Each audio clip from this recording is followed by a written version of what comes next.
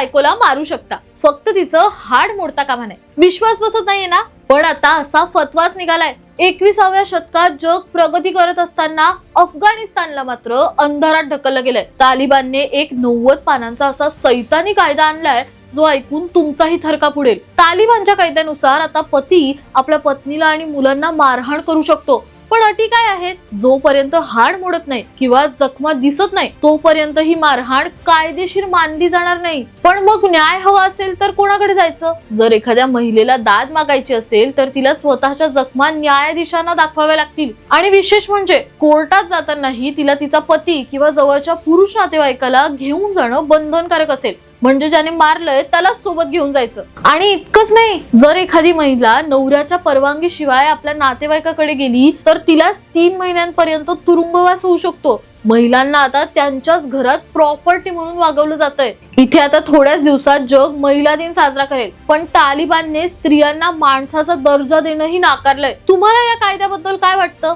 Comments मध्ये नक्की सांगा. आणि अशाच महत्त्वाच्या बातम्यांसाठी सबस्क्राईब करा जबरी खबरी.